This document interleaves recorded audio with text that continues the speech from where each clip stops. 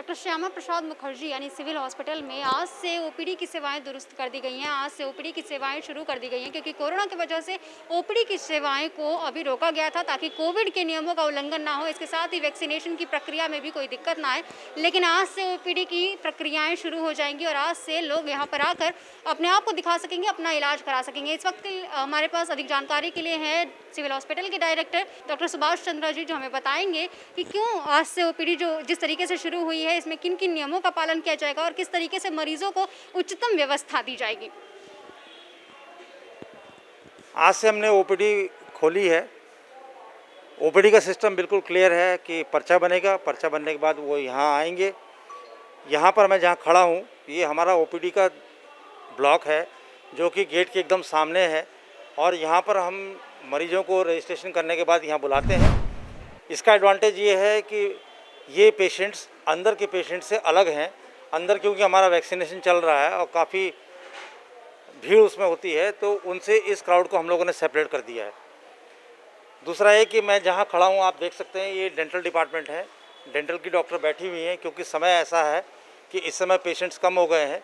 शायद पहले की आदत उनमें है कि 2 बजे तक की ओपीडी है, इसलिए 2 बजे तक पेशेंट देखे जाएंगे, लेकिन ऐसा नहीं है। मेरा ये एक प्रॉमिस है सब लोगों से कि यदि आप 4 बजे तक भी आएंगे तो हम आपको 4 बजे तक भी देखेंगे, क्योंकि इतने समय कोविड के बीच में आप लोगों को देखा नहीं गया किसी को और आप लोग इससे वंचित रहे हमारी सेवाओं से, तो आप सेवाओं का लाभ ले सकते हैं। ये डेंटल डिपार्टमेंट हमारा है जिसमें डॉक्टर बैठी है डेंटल की, और इन्होंने अपने प्रोसीजर्स भी किए हैं। यहाँ थोड़े बहुत आरटीपीसीआर एंटीजन टेस्ट करवा के इन्होंने प्रोसीजर किए हैं और मैडम ने अभी तक जो है देखिए आप 20 पेशेंट इन्होंने अभी तक देखे हैं। सामान्य तौर पे ये 60-70 होते या 80 होते, लेकिन आज 20 है तो आज की स्टार्टिंग स्ट्रेंथ ये काफ़ी है, क्योंकि हम लोगों ने फॉर्मली कहीं अनाउंस नहीं किया। उसके बावजूद भी हमारे पेशेंट आ रहे हैं। ये वो पेशेंट्स हैं जो पहले से चिकित्सालय में आते जाते रहे हैं, उनको पता चल गया कि यहाँ ओपीडी प्रारंभ हो रही है तो उन्होंने आके अपना इस सेवा का फ़ायदा उठाया। अब दूसरी बात यह है कि सोशल डिस्टेंसिंग के बारे में जो मुझे कहना है उसके लिए मेरे पास स्टाफ तैनात है, 4th क्लास स्टाफ है, हमारे पास सिक्योरिटी है, हमारे पास पुलिस पर्सनल्स हैं, वो सोशल डिस्टेंसिंग मेंटेन करा रहे हैं। और किसी भी तरीके से कोविड के जो नियम है उनका उल्लंघन नहीं हो रहा है पूरे अस्पताल परिसर में, कि कोविड के नियम का उल्लंघन ना हो। हमारे पास एक पब्लिक एड्रेस सिस्टम है जिसमें हम लोग बार बार अनाउंस कर रहे हैं कि आप जो है मास्क ठीक तरह से पहनिए, आप सैनिटाइजेशन करिए और 2 गज की दूरी बना के मेंटेन कीजिए। ये हमारा पब्लिक एड्रेस सिस्टम लगातार चल रहा है और कई दिनों से चल रहा है, जिसमें ये बात कही जा रही है, लोग उसको सुन रहे हैं और उसको अमल भी कर रहे हैं। लेकिन जहाँ तक बात है, मैं पब्लिक से भी ये अपेक्षा करूँगा कि अपने सामूहिक व्यवहार को चेंज करें, अपने कलेक्टिव बिहेवियर को चेंज करें, खुद डिस्टेंस का पालन करें। अगर आप नहीं करेंगे तो हमारे डॉक्टर संक्रमित हो जाएंगे, हमारा स्टाफ संक्रमित हो जाएगा। तो आपकी तरफ से भी ये उत्तरदायित्व है जितना हमारा है कि आप भी उन नियमों का पालन करिए और हमको सहयोग करिए। तो चूंकि कोरोना के बाद अभी पहला दिन है ओपीडी का, तो ऐसे में आगे आने वाले समय में यानी कि मरीजों की संख्या ज़्यादा होने वाली है, तो इसमें आप किस तरीके से कोविड के नियमों का पालन कराएंगे?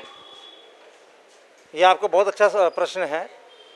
हम इस ओपीडी को थोड़ा सा और खोल देंगे ताकि हमारे और डॉक्टर्स बैठ पाएँ या वेटिंग एरिया में पेशेंट्स हमारे रुक पाएँ।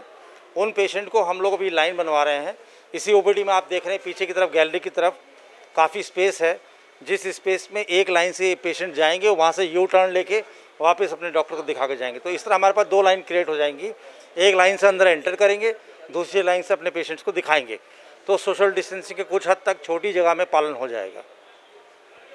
अब मैं आपको लेके चलता हूँ हमारे गायनी डिपार्टमेंट में। ये हमारा गायनी डिपार्टमेंट में है जहाँ 2 लेडी डॉक्टर इस समय भी मौजूद हैं, क्योंकि समय इस समय 1:30 बज रहा है तो पेशेंट ज़्यादातर चले गए हैं। जिनको दिखाना था वो सुबह आके अपने रस्ट में चले गए हैं। लेकिन अभी अगर आप हम इनसे पूछें तो मैडम कितने पेशेंट देखे हैं अभी तक? इन्होंने 12 पेशेंट देखे हैं। तो कुल मिला के आज के लिए ये नया स्टार्ट है, अच्छा स्टार्ट है। धीरे धीरे हमारे पास पेशेंट आएंगे, जब लोग जानेंगे इस चीज़ को तो पेशेंट भी आएंगे और हमारे डॉक्टर्स अपनी जगह पर बैठे हैं, देख रहे हैं। उनकी कोशिश यही है कि हम सब मरीज़ों को टाइम से देख लें और उनको जो ज़रूरी उपचार है वो हम कर दें। जहाँ तक सर्जरी की बात है कि हम लोग जो है जो सर्जरी वेटिंग में है, इतने दिनों से इतने महीनों से नहीं हो पाई, उनमें हम लोग छांट कर उनकी सर्जरी कर पाएंगे। सर्जरी के नियमों का पालन, जैसा सरकारी निर्देश हमारे पास है, जो एंटी कोरोना स्क्रीनिंग जांच है वो जांच कराने के बाद हम उनकी सर्जरी ठीक अप कर पाएंगे। कहीं न कहीं ये कहा जा सकता है कि सिविल अस्पताल अब कोरोना की तीसरी लहर को देखते हुए भी तैयार है। जी, बिल्कुल तैयार है। तीसरी लहर में ये एक्सपेक्टेशन है कि बच्चों को ये टारगेट पॉपुलेशन हमारा रहेगा। तीसरी लहर का मतलब ये है कि बच्चे हमारे संक्रमित होंगे तो वो बोल नहीं पाते, अपनी बात को ठीक से एक्सप्रेस नहीं कर पाते, तो उन पर हमारा दायित्व और ज़्यादा ज़रूरी है। उनके अभिभावकों को और ज़्यादा ज़रूरी है कि वो अपने बच्चों को ध्यान से रखें, ध्यान दें उन पर। लेकिन अगर बच्चे बीमार पड़ते हैं और हमारे पास आते हैं तो हमारे पास पीडियाट्रिक इंटेंसिव केयर यूनिट पहले से ही चल रही थी, जिसमें कि 10 बेड हैं और वेंटिलेटर्स लगे हुए हैं। हमने उसको पूरी तरह से तैयार कर दिया है कि आने वाले समय में यदि मरीज हमारे पास आते हैं, बच्चे आते हैं जो संक्रमित हैं, तो हम वो पीडियाट्रिक इंटेंसिव केयर यूनिट उसका ध्यान देगी। साथ ही साथ ये है कि अगर 10 से ज़्यादा बच्चे हुए तो हमारे पास ऑक्सीजन कॉन्सनट्रेटर्स हैं, हमारे पास हमारी पाइपलाइन सप्लाई उपलब्ध है। हम दूसरा वार्ड तुरंत बना के क्रिएट करके उन बच्चों को वहाँ पे एडजस्ट कर लेंगे, अकोमोडेट कर लेंगे। तो कोरोना की तीसरी लहर को देखते हुए भी सिविल हॉस्पिटल पूरी तरीके से तैयार है और इस वक्त हमारे साथ मौजूद थे डॉक्टर सुभाष चंद्र जी, जो कि डायरेक्टर हैं सिविल हॉस्पिटल के, जिन्होंने हमें बताया कि किस तरीके से ओपीडी की सेवाओं को दुरुस्त करने के लिए वो खुद निरीक्षण कर रहे हैं और खुद जगह जगह एक एक वार्ड में जाकर, चाहे वो ईएनटी हो चाहे वो गायको हुआ, सभी वार्ड में जाकर सेवाओं को सुनिश्चित कर रहे हैं। इस वक्त के लिए इतना ही। देखते रहे एलपी न्यूज़। कैमरा पर्सन राघवरा के साथ स्नेहा तिवारी, एलपी न्यूज़, लखनऊ।